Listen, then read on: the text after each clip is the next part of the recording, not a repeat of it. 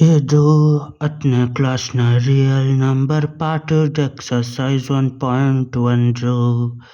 Find the LCM and HCF of the following integers by applying prime factorization method. ಆ ಥರ ಅಂದರೆ ಇಲ್ಲಿರೋ ನಂಬರ್ಗಳದ್ದು LCM HCF ಕಂಡುಹಿಡಿಯೋದು. ಇದನ್ನ ಕಂಡುಹಿಡಿಯೋದಕ್ಕಿಂತ ಮುಂಚೆ ಈ ನಂಬರ್ಗಳನ್ನ ಫ್ಯಾಕ್ಟರೈಸೇಷನ್ ಮಾಡಬೇಕು. ಫ್ಯಾಕ್ಟರೈಸೇಷನ್ ಅಂದರೆ ಕಾಂಪೋಸಿಟ್ ನಂಬರ್ನ ಒಡೆದು ಪ್ರೈಮ್ ನಂಬರ್ಗಳಾಗಿ ಮಾಡೋದು.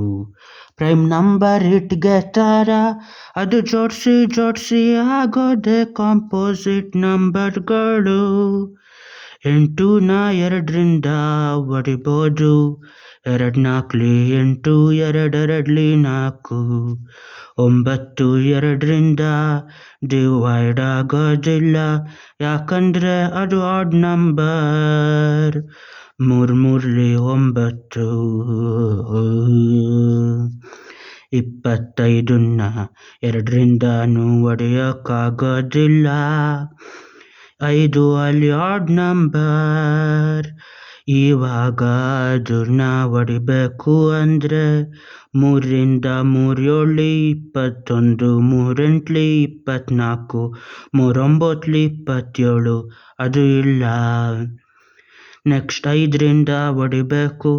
5ರಿಂದ ಹೊಡಿಬೇಕು ಅಂದರೆ ಕೊನೆಯಲ್ಲಿ 0 ಇಲ್ಲ, 5 ಇರಬೇಕು. 5 5 25. ಇವಾಗೆಲ್ಲಾನು ಪ್ರೈಮ್ ಫ್ಯಾಕ್ಟರಲ್ಲಿ ಬರೆದಾಗ 8 ಅಂದರೆ 2 ಟೈಮ್ಸ್ ಆಫ್ 2 ಟೈಮ್ಸ್ ಆಫ್ 2. 2ನ 3 ಸತಿ ಗುಣಿಸೋದು, ಇಲ್ಲ ಅದು 2 ಕ್ಯೂಬ್ ಅಂತ ಬರೆಯೋದು. 9 ಅಂದರೆ 3 ಟೈಮ್ಸ್ ಆಫ್ 3, ಇಲ್ಲ ಅದು 3 ಸ್ಕ್ವೇರ್. 25 ಅಂದರೆ 5 ಟೈಮ್ಸ್ ಆಫ್ 5, ಇಲ್ಲ ಅದು 5 ಸ್ಕ್ವೇರ್ ಅಂತ ಬರಿಬೋದು.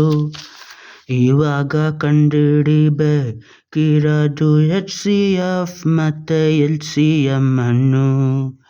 HCF ಮತ್ತು LCM ಹೆಂಗೆ ಕಂಡುಹಿಡಿಯೋದು ಅಂದರೆ ಯಾವ್ಯಾವ ಕಾಮನ್ ನಂಬರ್ ಐತೋ ಅದು ಕಾಮನ್ ಫ್ಯಾಕ್ಟರು.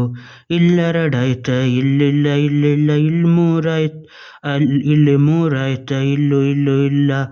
ಇಲ್ಲಿ 5 ಇದ್ರೂ ಇಲ್ಲಿ ಇಲ್ಲ, ಯಾವುದು ಇಲ್ಲಿ ಕಾಮನ್ ಇಲ್ಲ. ಹಂಗಾಗಿ ಅದು ಕಾಮನ್ ಅಂದರೆ ಒಂದೇನೆ, ಒಂದು ಮಾತ್ರ. ಅವು 3ನ್ನು ಡಿವೈಡ್ ಮಾಡೋ ನಂಬರು. LCM ಅಂದರೆ ಎಲ್ಲ ಕಡೆ ಇರೋದು. 1 ಸತಿ ಇರಲಿ, 2 ಸತಿ ಇರಲಿ, 3 ಸತಿ ಇರಲಿ ತೆಗಿಬೇಕು.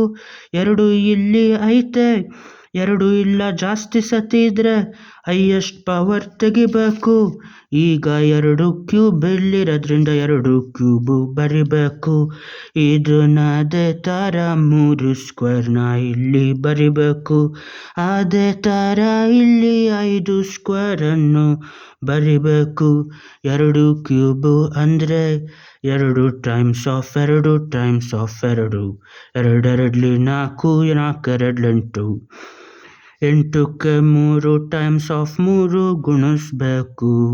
3 ಸ್ಕ್ವೇರ್ ಅಂದರೆ 2 ಸತಿ 3. 8 3 24, 24 3 72.